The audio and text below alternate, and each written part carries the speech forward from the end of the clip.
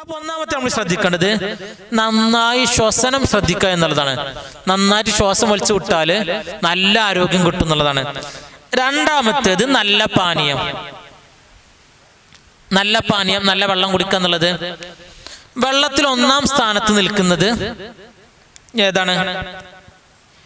وأفضل المياه ماء قد نبأ من بين إصبع النبي المتبع يليه ماء زمزم فالكوثر فالنيل مسراباك نهر الأنهر. ഒന്നാമത്തെ വെള്ളം എന്നത് മുഹമ്മദ് നബിയുടെ കയ്യിൽ നിന്ന് ഉറവെടുത്ത വെള്ളം, അതിനൊരിക്കലും കിട്ടൂല. രണ്ടാമത്തേത് ഏതാണ്? സംസം വെള്ളമാണ്. നമുക്കിന്ന് കിട്ടുന്നതിൽ ഏറ്റവും നല്ല വെള്ളം ഏതാണ്? സംസം വെള്ളം. സംസം വെള്ളത്തിന് പ്രത്യേകത അറിയില്ലേ? ഒരു മനസ്സാണ്. ഒരു കുട്ടിക്കും വേണ്ടി തോരുന്നതാണല്ലോ. നമുക്ക് ഏറ്റവും വേണ്ടത് അമ്മമാർക്ക് വേണ്ടിയിട്ട് എപ്പോഴും എന്തെങ്കിലും ഒന്ന് ചെയ്യുന്ന ഒരു അവസ്ഥ നമുക്ക് ഉണ്ടാകണം.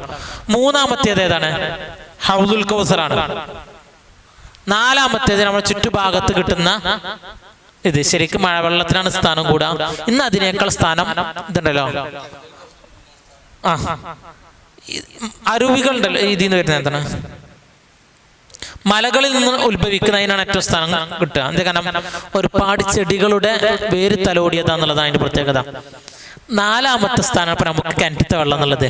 ഇനി കിണറുകൾ എടുക്കണമെങ്കിൽ സാധാ കിണറിലെ വെള്ളമാണ്. കുഴൽ കിണറ്റിലേക്കുള്ള നല്ല വെള്ളം, അങ്ങനെ വെള്ളത്തിന്റെ കാറ്റഗറി വരും. അപ്പൊ നന്നായി വെള്ളം കുടിക്കുക എന്നുള്ളത് ഒരു മനുഷ്യന്റെ എന്താണ്? ക്വാളിറ്റിയാണ്. എന്നാല് നമുക്കൊക്കെ ഒരു ദുസ്വഭാവമുണ്ട്. രാവിലെ വെറുമാറ്റ് വെള്ളം കുടിക്കുന്ന ഒരുപാട് ആൾക്കാരുണ്ട് അല്ലേ? ഇവിടെ അങ്ങനത്തെ ആൾക്കാരുണ്ട്. ഉണ്ടെങ്കിൽ തിബ്ബുൻ നബവി അനുസരിച്ചിട്ട് പറ്റൂല എന്നുള്ളതാണ്. ആയുർവേദത്തിലും അക്യുപഞ്ചറിലൊക്കെ നല്ല കാര്യമായിട്ട് പറയുന്നുണ്ട് എന്ത്? രാവിലെ വെറുമാറ്റ് വെള്ളം കുടിക്കല്.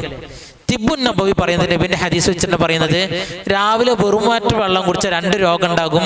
ഒന്നാമത്തേത് അൾഷിമേഴ്സ്, മറവി രോഗം ഉണ്ടാകാനും, രണ്ടാമത്തേത് വാദസംബന്ധമായ രോഗം ഉണ്ടാകും.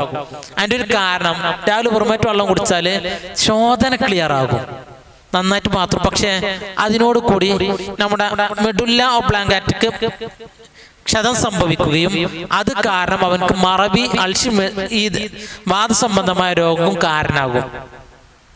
എന്നാൽ വെള്ളം എന്ന് പറഞ്ഞാൽ സാധാ വെള്ളത്തിനെ പെടുള്ളൂ. ചൂടാക്കൽ ഭക്ഷണം എന്നാണ് ഇതിൽ പറയാ, മെഡിക്കൽ ടേംസ്. അതിൽ തേൻ വെള്ളം കുടിച്ചാൽ മതി. ശരിക്കും ഏറ്റവും നല്ലത് വെള്ളത്തിന്റെ സ്ഥാനത്ത് ഈത്തപ്പഴമാണ് രാവിലെ കഴിക്കാൻ നല്ലത്. ഈത്തപ്പഴം കഴിക്കലാണ് നല്ലത്. അപ്പൊ വെള്ളത്തിന്റെ സ്ഥാനം മാറി. പറ്റും, വെള്ളം എന്നുള്ള പ്രശ്നം വരൂല. പക്ഷെ ശരിക്ക് കുലു വഷ്റബു, ഇത് നാളെ മുതൽ ഉസ്താദ് അതിനെ അങ്ങനെ അർത്ഥമില്ല എന്ന് പറഞ്ഞു. കുലു എന്ന് പറഞ്ഞാൽ ആദ്യം പറഞ്ഞ എന്താണ്? ഭക്ഷിക്കുക, വഷ്റബു കുടിക്കുക. അപ്പൊ ശരിക്കും ഖുറാന്റെ പ്രയോഗം തന്നെ എന്താണ്? രണ്ടാം സ്റ്റേജ് അല്ല, ഭക്ഷണം കഴിഞ്ഞിട്ടാണ് എന്താട്ടേണ്ടത്? വെള്ളത്തിന്റെ സ്റ്റേജ്.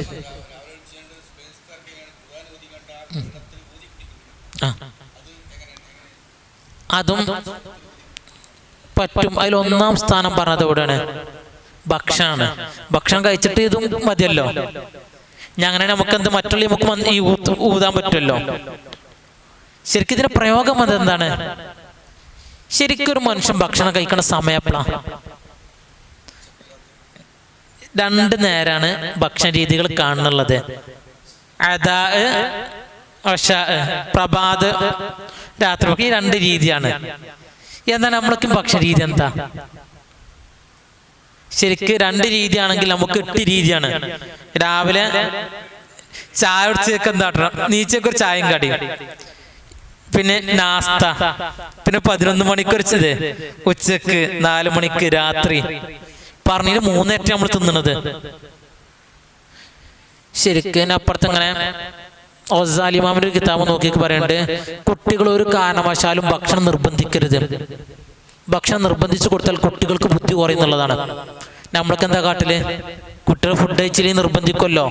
ശരിക്കും ഭക്ഷണം എത്ര കുറക്കാൻ കഴിയോ അത്രയും മെമ്മറി കൂടുന്നുള്ളതാണ്. ശരിക്കും ഇത് പറയാൻ സുഖമാണ്, പക്ഷെ പ്രാക്ടിക്കലാക്കാൻ നമുക്കൊന്നും കഴിയില്ല. ഭക്ഷണം കഴിക്കേണ്ട ഏറ്റവും പ്രധാനപ്പെട്ട സമയം എന്നുള്ളത് നബി തങ്ങൾ ജനിച്ച സമയം മുതൽ ളുഹാ ടൈം വരെയാണ് ഒന്നാം സ്ഥാനം. നമ്മൾ സാധാരണ റബീഉൽ അവ്വൽ 12 നീക്കുമല്ലോ, ആ സമയം മുതൽ 8 മണി വരെ വരൂല കേട്ടോ, ളുഹാ ടൈം തുടങ്ങൂല. അതുവരെയാണ് മനുഷ്യർക്ക് വേണ്ട എനർജി അല്ലാഹു തആല ദുനിയാവിലേക്ക് വിതരണം ചെയ്യുന്നത്. ആ സമയത്ത് ഒരു കാരണവശാലും ഉറങ്ങരുത്. ഉറങ്ങിയാൽ അവൻക്ക് ബുദ്ധി കുറയും. നമുക്ക് ആകെ ഉറക്കം വരുന്ന സമയം എപ്പോഴാണ്? പിശാച് മനുഷ്യനെ സ്വാധീനിക്കുന്നത് പ്രധാനമാണ്. സുബഹിക്ക് ഉറങ്ങിയാൽ ഉറപ്പാണ് ബുദ്ധി കുറയുന്ന ഉറപ്പാണ്, ഹദീസിലുണ്ട്. നമുക്ക് ആകെ ഉറക്കം വരും എപ്പോഴാണ്? സുബഹിസ്കാരം കഴിഞ്ഞാൽ കുറച്ചേരം ഉറങ്ങണ്ടേ. 8 ളുഹ മുതൽ അസർ വരെയുള്ള സമയം മനുഷ്യനല്ലാത്ത മറ്റു ജീവജാലങ്ങൾക്കുള്ള എനർജിയുടെ സമയമാണ്. പോത്ത്, ആട്, ഇവൽക്കൊക്കെയുള്ള സമയമാണ്. അസർ മുതൽ ഇശാ വരെയുള്ള സമയം സൂര്യന്റെ ബാഡ് എനർജി വിതരണം ചെയ്യുന്ന സമയമാണ്. ആ സമയത്ത് ഉറങ്ങാൻ പറ്റൂല, ഇശ വരെ ഉറങ്ങാൻ പറ്റില്ല. അത് നമുക്കൊക്കെ ചിലപ്പോൾ അനുഭവം ഉണ്ടാകും. അസറിന് ശേഷം ഉറങ്ങി നീച്ചു കഴിഞ്ഞാൽ നമുക്ക് ആകെ അങ്ങനെ ഭൂമിനെ കറങ്ങണ പോലെ തോന്നലുണ്ട് അല്ലേ? അതൊന്നും ഇല്ലാത്തോണ്ടാണ്. ഒരാഴ്ച ഉറങ്ങിയ പിന്നെ നമുക്ക് തോന്നൂല. ഈ 2 സമയത്ത് ഉറങ്ങൽ ഡേഞ്ചറാണ്. എന്നാൽ ഭക്ഷണം കഴിക്കാൻ ഏറ്റവും നല്ലത് ഈ 2 സമയമാണ്. ഒന്നപ്പോ ഒരു 3:30 മുതൽ 7 മണി മുന്നാണ് കഴിക്കാൻ നല്ലത്. നമ്മൾ ആരില്ല ആ സമയത്ത് ഭക്ഷണം കഴിക്കുവോ? ആ സമയത്ത് തൊടൂല. നമ്മൾ ഭക്ഷണം കഴിക്കാൻ തുടങ്ങപ്പോഴാ 8 മണിക്ക് ശേഷമാണ് അല്ലേ? ശരിക്കും പിന്നെ രാത്രി ഭക്ഷണം കഴിക്കലെപ്പോഴാ? ഇശാന് ശേഷമാണ്. ശരിക്കും അതിന്റെ രീതി എപ്പോഴാണ്? കബൽ ഇശ ആണ്. ഇശാന് മുമ്പ് കഴിക്കണം എന്നുള്ളതാണ്. ഇനി അടുത്തൊരു ഇശ. നമുക്ക് ഉറങ്ങണമെങ്കിൽ എപ്പോഴാണ് നമ്മളെ സമയം? രാത്രി ഒരു 10 മണി കഴിയാതെ നമ്മൾ ഉറങ്ങുമോ? ഇല്ലല്ലോ. ശരിക്കും ഉറങ്ങാൻ ഏറ്റവും നല്ല നബിതങ്ങൾക്ക് ഏറ്റവും ഉറപ്പുള്ള കാര്യമായിരുന്നു എന്ത്?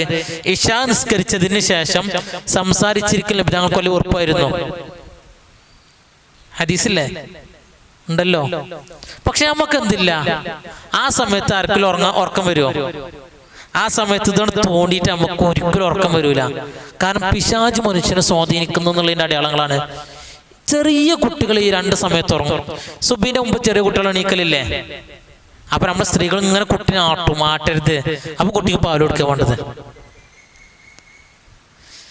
അപ്പോ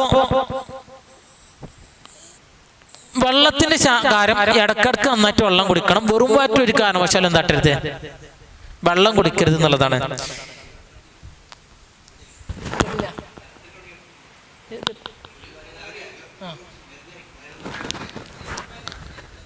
അപ്പോ ഈത്തപ്പഴം കഴിക്കും. പിന്നെ എന്താണാല് ഇത് നിർബന്ധമല്ല. വെറുമാറ്റി കഴിക്കുമ്പോ ഗുളികയാണെങ്കിൽ അതിൻ്റെ ഒപ്പം വെള്ളം കുടിക്കല്ലേ, അത് രണ്ടും മിക്സിംഗ് ആയിട്ട് പോയിക്കോളും. ശരിക്കും നിയമത്തിനനുസരിച്ചിട്ട് എന്തെന്നാ വേണ്ടത്? ഇതന്നെയാണ്. ഇനി അടുത്തത് നല്ല ഭക്ഷണം. നല്ല ഭക്ഷണം എന്ന് പറഞ്ഞാൽ ഇപ്പൊ ഏതാ നല്ല ഫുഡ്? ഖുർആൻ പറഞ്ഞ ഏറ്റവും നല്ല ഫുഡ് പാലാണ്. കഴിക്കാൻ ഏറ്റവും നല്ല ഫുഡ് എന്താ? പാലാണ്. കാഴ്ചയിൽ വെള്ളത്തിന്റെ രൂപമാണെങ്കിലും അത് ഏത് കാറ്റഗറിയിലാണ് വരിക? ഫുഡിന്റെ കാറ്റഗറിയിലാണ് വരിക. എന്നാൽ പ്രകൃതി ചികിത്സക്കാർക്കൊക്കെ പോയിട്ടുണ്ടെങ്കിൽ ഒരു പാല് കുടിക്കരുത് എന്ന് പറയും. ഒരു കുഴപ്പമില്ല. നബി തങ്ങൾ കുടിച്ച് കാണിച്ചെന്ന സാധനമാണ് പാൽ കുടിച്ചാന്. നന്നായി പ്രോത്സാഹിപ്പിച്ചിട്ടുണ്ട്. ഒരു മനുഷ്യന് ഒരാൾ ഹദിയായി തന്നാൽ മടക്കാൻ പറ്റാത്ത സാധനമാണെന്ത്? പാല്. അപ്പൊ അത്ര നല്ല സാധനമാണല്ലോ. 1-ാം സ്ഥാനം ഭക്ഷണത്തിൽ പെടുന്നത് ഏതന്നെയാണ്? പാലാണ്. പറ്റുന്ന രാവിലെ പാൽ എടുക്കാൻ പറ്റുമെങ്കിൽ ഏറ്റവും നല്ലത് തന്നെയാണ്. അത് ഏതിലല്ല, ഞാൻ പറഞ്ഞല്ലോ ഏത് കാറ്റഗറി പോലില്ല, വെള്ളത്തിലല്ല, ഭക്ഷണത്തിന്റെ കാറ്റഗറിയാണ്. സംസം വെയിലാണ് പെടുന്നത്. ഞാന് പറഞ്ഞിട്ടുണ്ട് വെള്ളത്തിന്റെ കാറ്റഗറിയിലാണ്.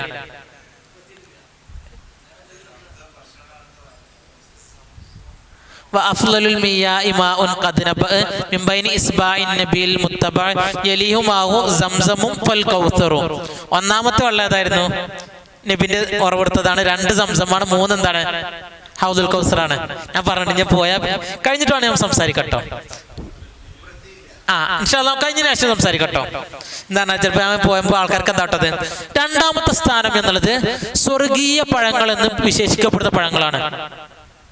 ഉറുമാന്, ഈത്തപ്പഴം പോലെ സ്വർഗീയ പഴങ്ങൾ എന്ന് വിശേഷിപ്പിച്ച ഒരുപാട് പഴങ്ങളുണ്ടല്ലോ.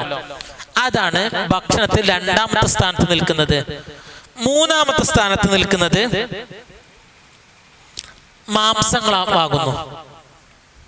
നാലാമത്തേത് മത്സ്യങ്ങളാകുന്നു.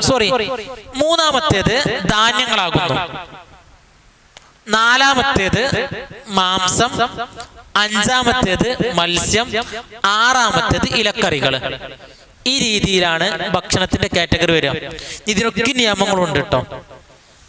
ഇപ്പൊ ഫ്രൂട്ട്സുകൾ കഴിക്കണമെങ്കിൽ 2 ഫ്രൂട്ട്സിൽ കൂടുതൽ ഒരേ സമയത്ത് കഴിക്കാതിരിക്കലാണ് നല്ലത്. നിയമങ്ങളാട്ടോ. എനിക്ക് ഒരുപാട് ഞാൻ പറഞ്ഞു. ഇപ്പൊ നമുക്ക് മുന്നിൽ 4 ഫ്രൂട്ട്സ് ഉണ്ടെങ്കിൽ നമ്മൾ 4 തിന്നും. ശരിക്കും 2 സമയം ഒരേ ഇതിലെന്താ നല്ലത്? 2 ഫ്രൂട്ട്സ് ആണ് നിയമത്തിനനുസരിച്ചുള്ളത്.